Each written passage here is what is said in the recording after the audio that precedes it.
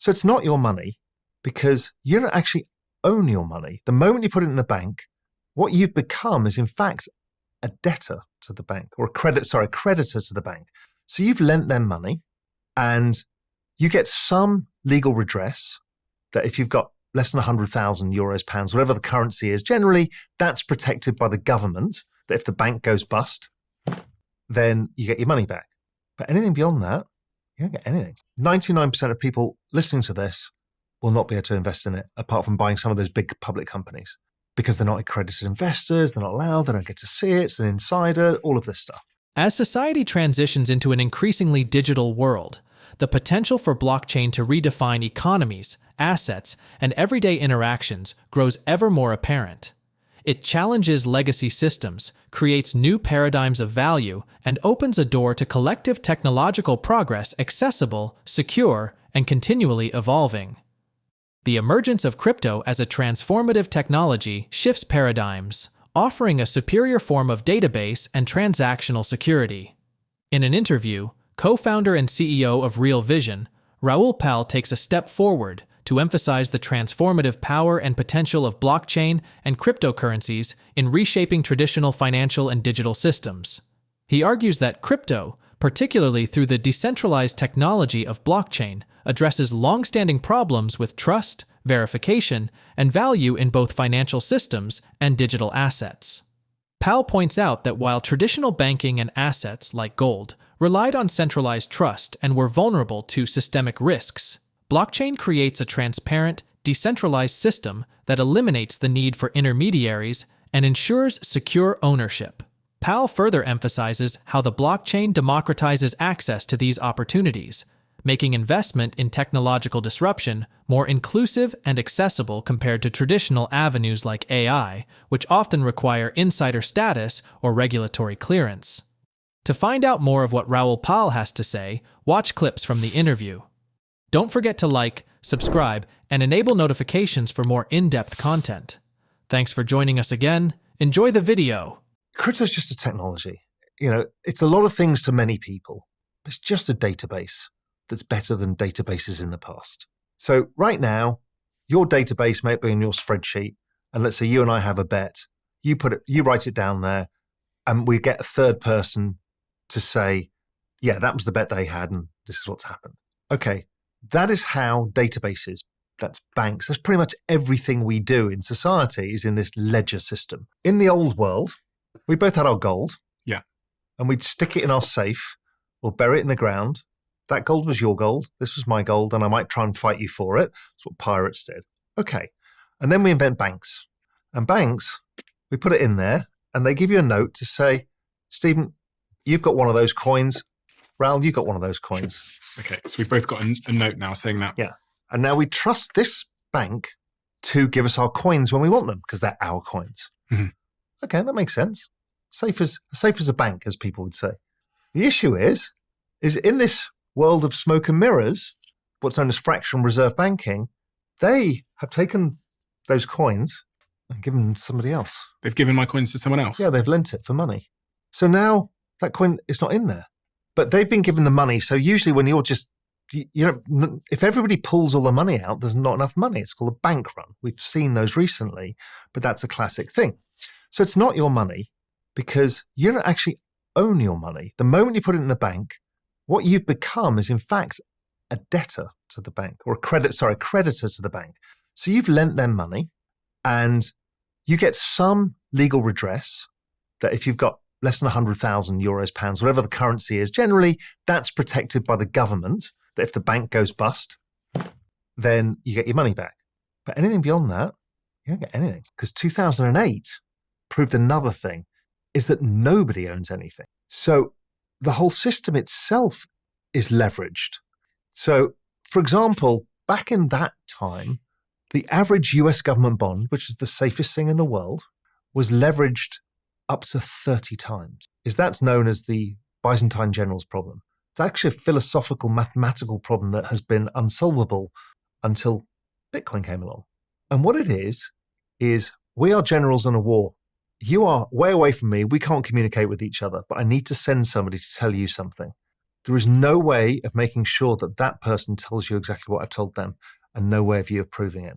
And that's what a three-party system does. I may go to a notary, but how do you know I haven't bribed the notary to lie? I see that all the time. We see it with accounting firms and audits. We see this in everything. There's always one of these trusted parties that is not trusted.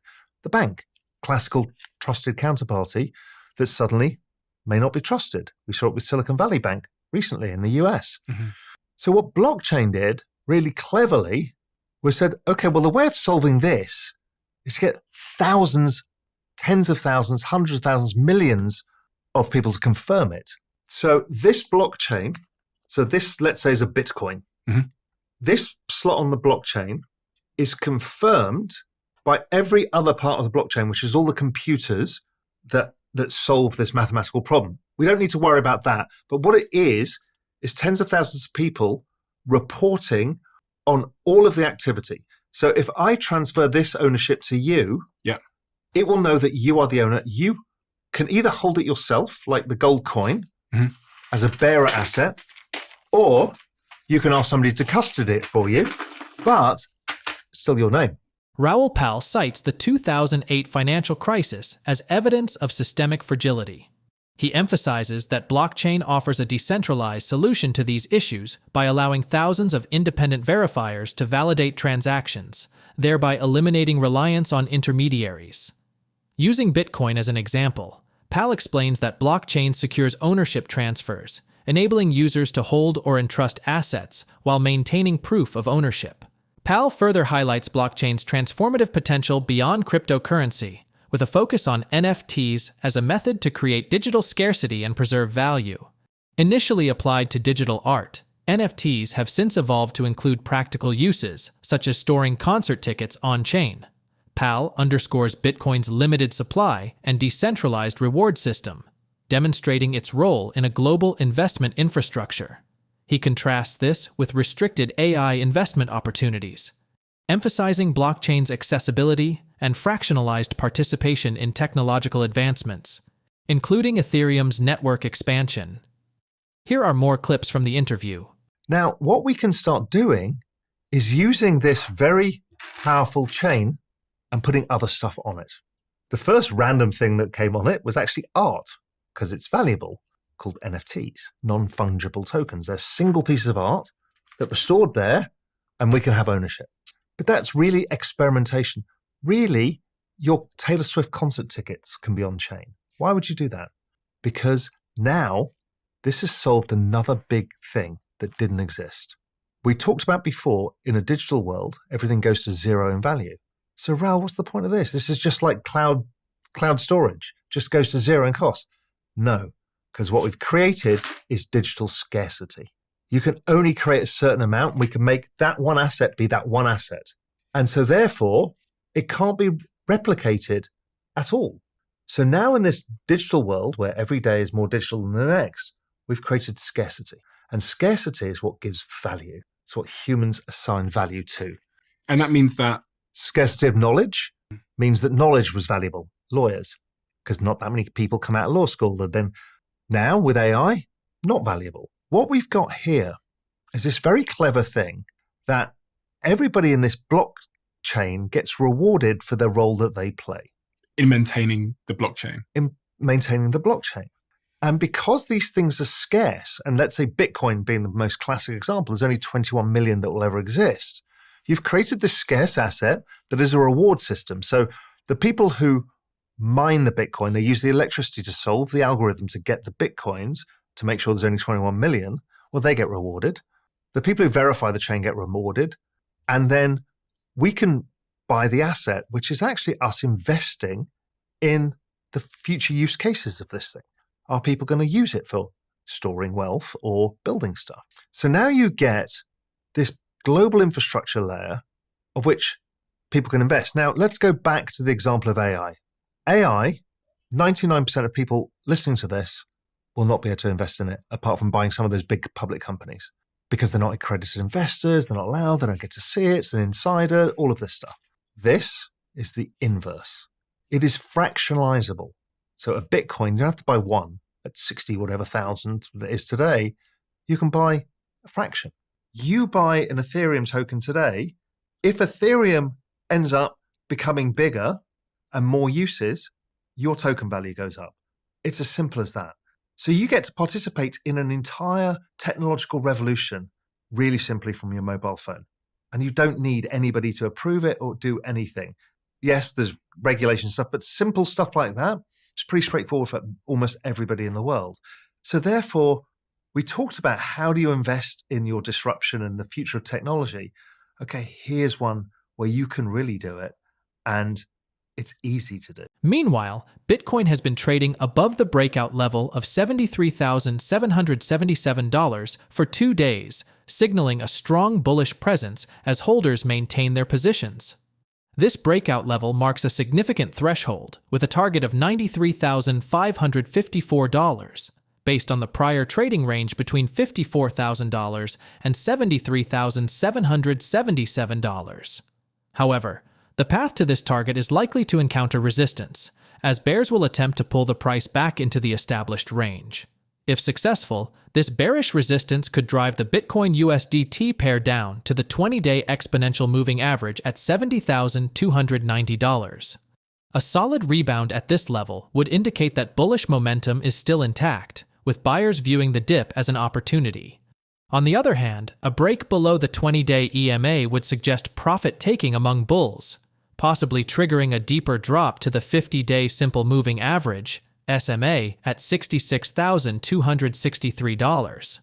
Ethereum has also shown bullish strength, recently breaking out above the symmetrical triangle pattern and surpassing the $2,850 level. This move signals a potential trend shift, attracting renewed buying interest. Like Bitcoin, Ether faces potential resistance as bears may attempt to pull the price back within the triangle's boundaries. If the bulls hold this level, it could indicate strong demand on dips, potentially pushing the Ethereum USDT pair toward the downtrend line, where sellers may again challenge further gains. However, if Ether's price slips back within the triangle, it would signal a rejection of the breakout, possibly leading to declines toward the moving averages and the support line. Both Bitcoin and Ethereum are at critical points, with upcoming price movements depending on the strength of support at key levels and the intensity of bearish resistance. How the market responds here will likely shape the short-term trends for these major cryptocurrencies. As we come to a close, what are your thoughts on how blockchain technology is redefining the concepts of value, scarcity, and decentralization? Do you believe the rise of digital assets, NFTs, and decentralized financial systems can truly democratize access and reshape our global economy? Please share your thoughts in the comments below, share this video, and hit your thumbs on the like button. Thanks for watching, and don't forget to subscribe.